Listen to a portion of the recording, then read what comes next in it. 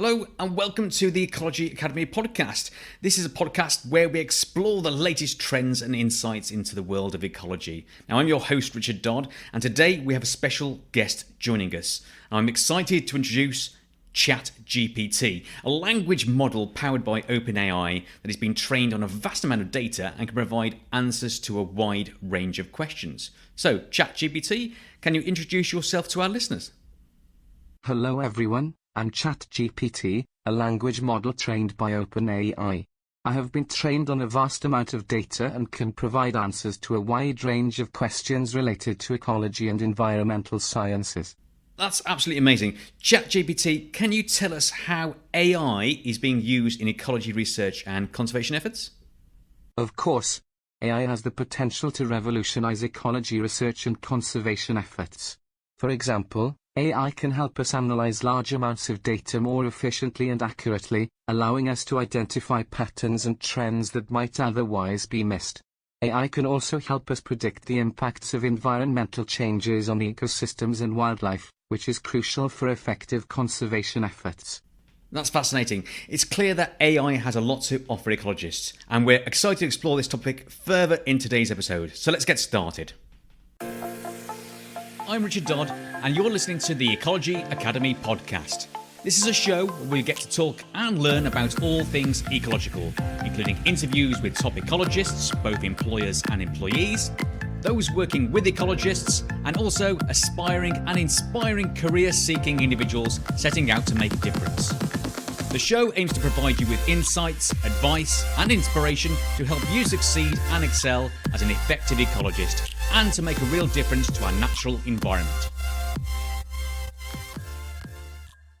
Okay, so welcome to the Ecology Academy podcast. It's me again, so I'm back to normal. I've stopped reading my script, which was generated, all what you heard at the start of that show was generated by ChatGPT. So I just want to get into a little bit about how this can help us as ecologists, or maybe even hinder us. Maybe you've never heard of ChatGPT, and if so, where have you been for the past few months? But there's other AI tools on the horizon, so we're going to look at these about how they can sort of augment what we do. Should we be worried about AI as ecologists? Will they be coming to take our jobs? And what can they do? So what actually can they do to help us, really? But first of all, let's go into what GPT or ChatGPT actually is. So as it says there, it's a language model, and it's got extreme limitations in terms of what it can do, and so you need to be taking that into consideration.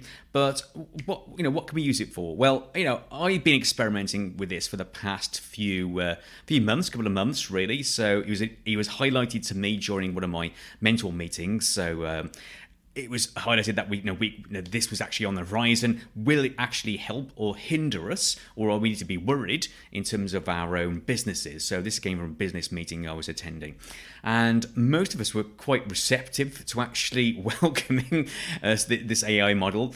I mean, at this point, it was just introduced to us, never actually used it at all.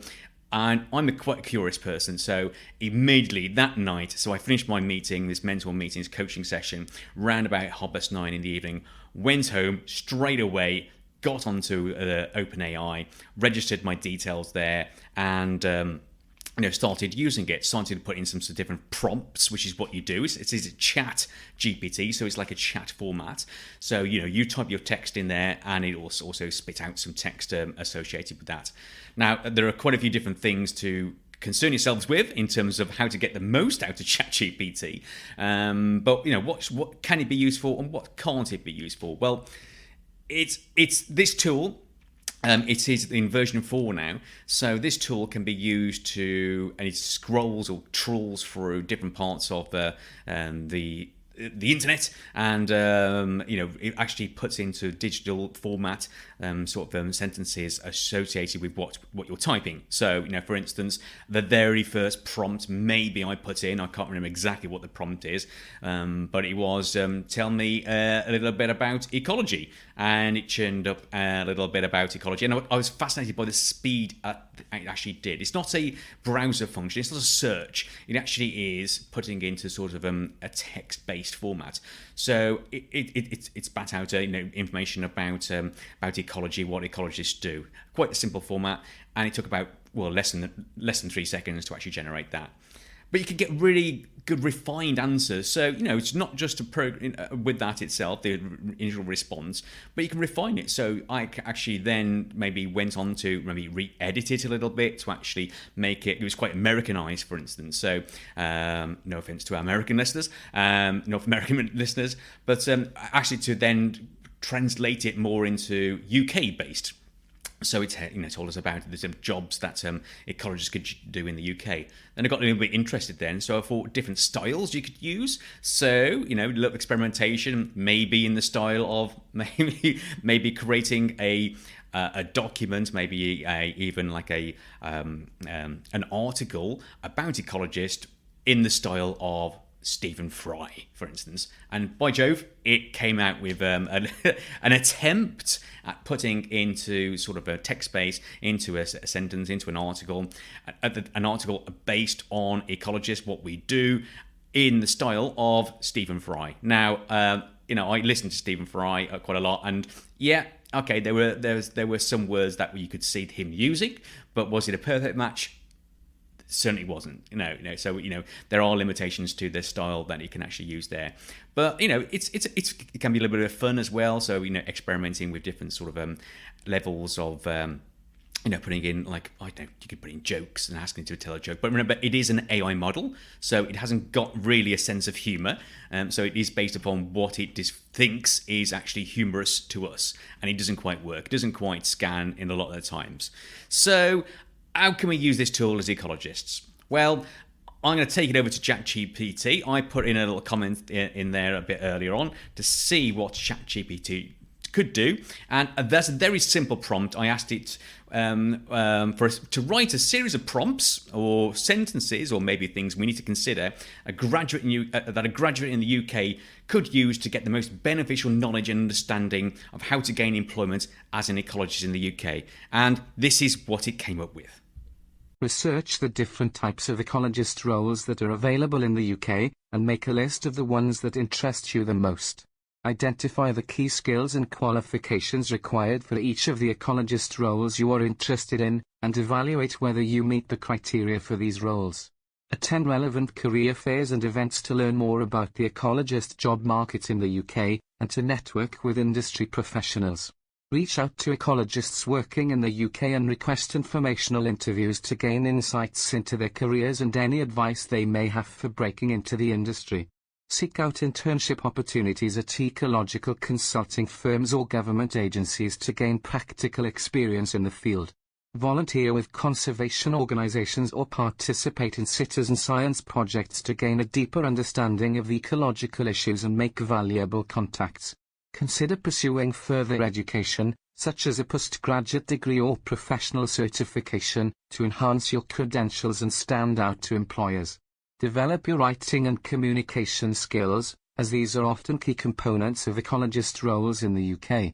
Stay up to date with current ecological issues and research by reading academic journals, attending conferences, and following industry publications and social media accounts. Utilize online job boards and recruitment agencies to identify job openings that match your skills and qualifications, and tailor your application materials to the specific requirements of each role. Well, sorry if you fell asleep then. By the way, I'm also using a text-to-voice translation tool as well. So ChatGPT did not turn it out into speech, but I've just converted that into speech itself using something called Polly. Just in case you're aware or wonder why actually when you use OpenAI and ChatGPT going, hold on, it's not talking to me. No, it is actually just a chat. It is just text. So I just converted that into sort of an audio file for you. And I do apologise that it can be rather dull, but I will, you can put different voices on. I just happen to choose a Welsh voice, because I find the Welsh voice very soothing. Okay, that's a list of things that an ecologist could be doing, a graduate ecologist looking to actually explore. And I'll put that into the show notes just so you got it. So I probably can read it a lot quicker than actually Geraint, as he's called, can actually talk or discuss that. So yeah, okay, that's a few things it could actually provide us with, instant sort of advice, maybe even some sort of clarity about what we need to do as ecologists looking for a job. But also, what else can it do? What else can AI offer us as ecologists? Well, Geraint, take it away, please. The use of AI language tools, such as ChatGPT, can significantly enhance the day-to-day tasks of ecologists and assist in complex projects where the collection, analysis, and provision of professional reports is required. One of the primary advantages of AI language tools is their ability to process large amounts of data quickly and accurately. This can be particularly useful in projects that require the analysis of vast amounts of ecological data, such as species surveys or ecosystem assessments. AI language tools can help ecologists to identify patterns and trends that may not be immediately apparent, which can inform more effective conservation and management strategies. Another area where AI language tools can be useful is in report writing. Ecologists are often required to produce detailed and technical reports that are accessible to a wide range of stakeholders, including policymakers, funding agencies, and the general public. AI language tools can help ecologists to generate reports that are both accurate and easy to understand, by providing suggestions on word choice, sentence structure, and grammar. This can save time and improve the overall quality of reports, which can have a significant impact on the success of conservation projects and funding proposals.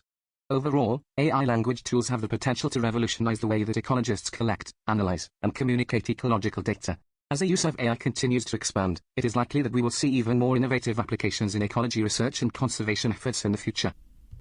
Now, I did speed it up a little bit there, so Geraint's voice may have seemed a little bit more erratic as he was going along there. But, as much as I like Geraint's voice, I just thought we'll get through that a little bit quicker.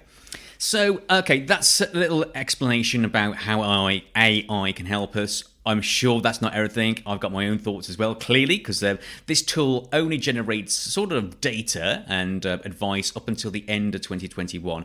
Now, I'm sure you can do your own research in terms of exactly what that actually means, but don't try to use this as a tool to write anything about ecology that maybe have happened post 2021. For instance, if you put anything about the Environment Act or biodiversity net gain, for instance, I think you need to have a significant, it needs to come with a significant warning, which is it's probably going to be inaccurate.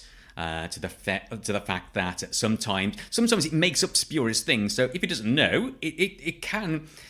I mean, in part of the parlance, it says hallucinations, or it just makes stuff up. I mean, I put even questions in there about something very easy. So they're easy if you know the answers to it.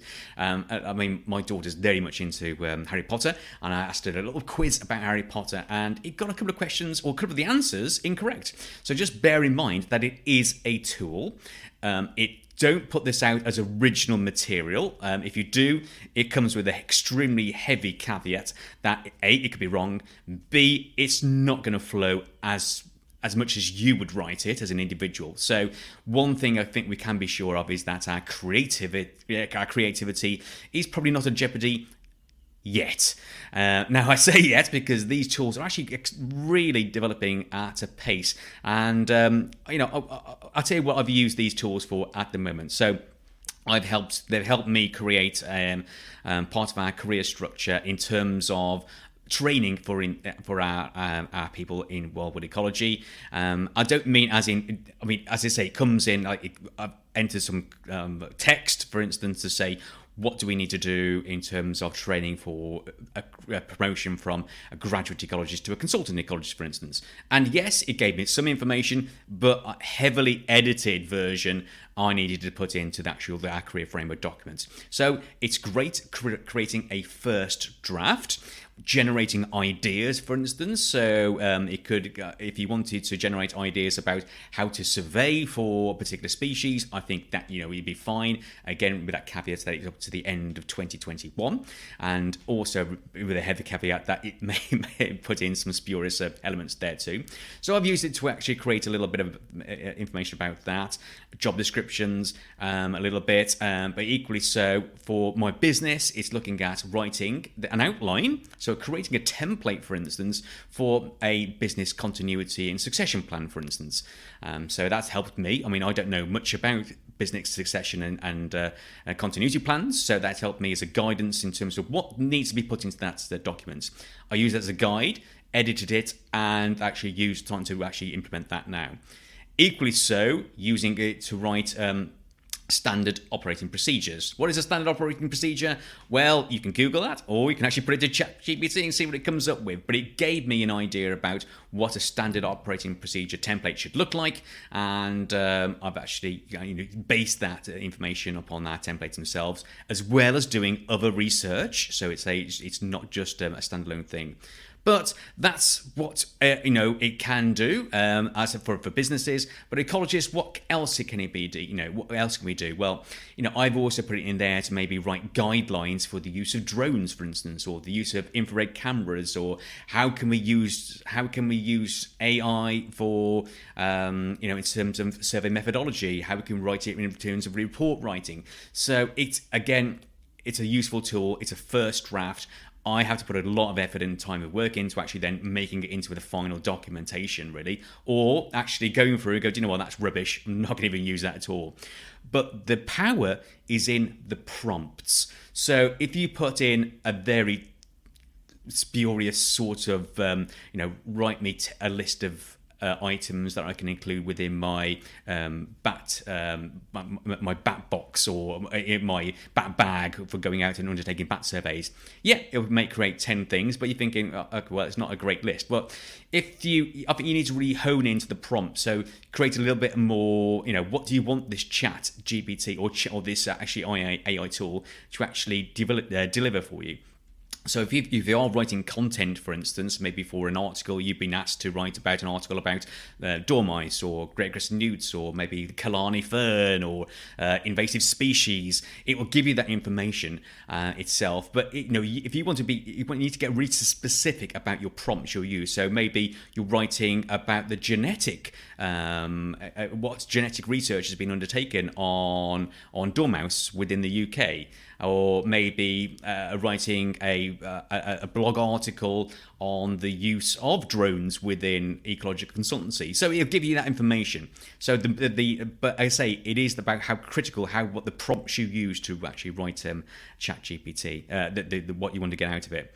And again, it's a learning tool. So what you put in, it will actually learn from whatever you put in. So you may ask it to rewrite the sentences in a different sort of style, a casual style, professional style, academic style, a style of Oscar Wilde if you wanted to as well. But there's very different things you can make this AI tool do. And as I say, it's not perfect at all. So what else have I been using it for, and what can we do? Well, it's actually be taking some of our jobs away from us. So as ecologists, should we be worried about AI? Will it actually replace an ecologist? Well, you can probably understand that it is an AI model tool. It's probably not going to supplement or actually replace us going out in the field, but it may replace some of those mundane tasks that we undertake.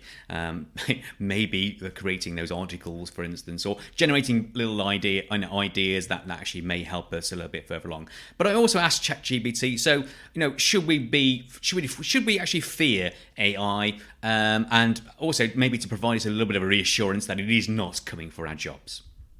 As an AI language model, I want to reassure ecologists that their jobs are not at risk from AI. While AI has the potential to automate certain tasks and improve efficiency, it cannot replace the unique skills, experience, and expertise that ecologists bring to the field. Ecologists play a critical role in understanding complex ecological systems and developing effective conservation and management strategies. They possess a deep understanding of the interactions between living organisms and their environment, and are able to apply this knowledge to real-world problems. AI language tools, such as ChatGPT, are designed to assist ecologists in their work, not replace them. These tools can help to streamline data collection and analysis, improve the accuracy and efficiency of reporting, and enhance the overall quality of research. However, they cannot replace the creativity, critical thinking, and problem-solving skills that ecologists possess. As the world faces increasingly complex environmental challenges, The role of ecologists in understanding and protecting our planet has never been more important. AI language tools are just one tool in the ecologists' toolkit, and their use can only enhance the valuable work that ecologists are already doing. Well, I don't know about you, but I'm hugely relieved to hear that. Thank you, ChatGPT. So, yeah, our jobs are safe, for the time being, at least. And, yeah, as I say, they can augment what we do.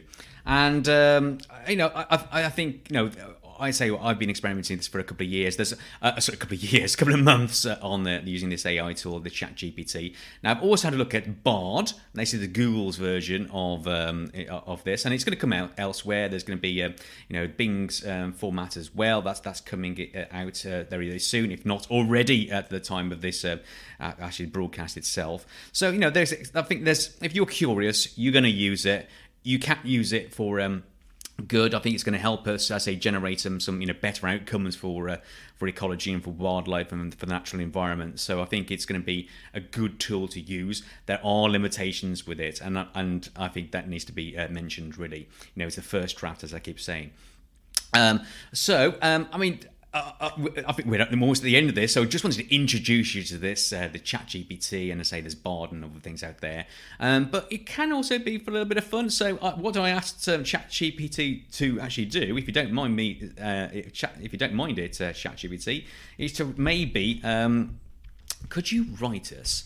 And I'm doing this now. Leslie, could you write us maybe a poem about some bats or a bat ecologist? There once was a bat ecologist who loved to study these creatures nocturnalist.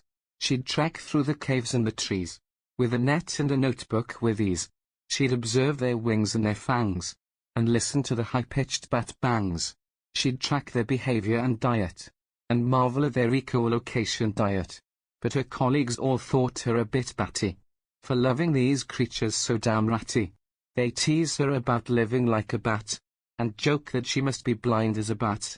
But the ecologist never wavered in her devotion to the bats and their unique notion, and she knew that without these creatures so fine, the ecosystem would surely decline. So she continued to study and explore the world of bats and so much more. And although she may seem a bit odd, she knows in her heart that she's doing a job. Well, yeah, thanks for that. Maybe not the best sort of example there. Yeah, pretty poor. I don't think anyone's got anything to worry about in terms of their, their creativity in writing poems about bats. So pretty safe there. Yeah, pretty awful. I'm sure we could hone that in, make it a little bit better, but hey-ho. So, listen, I want to leave you with that, and also to thank you for listening to the Ecology Academy podcast. It may replace me. It may replace actually what I do. Maybe not. Maybe Geraint needs to up his game a little bit in terms of his voice, but it's very relaxing. So if you want to listen to this as a calming tool towards the end of the evening, I'm sure Geraint will be available for you. I just want to say, as look for in terms of ChatGPT. I mean, have you got any final comments to make? Any final closing remarks?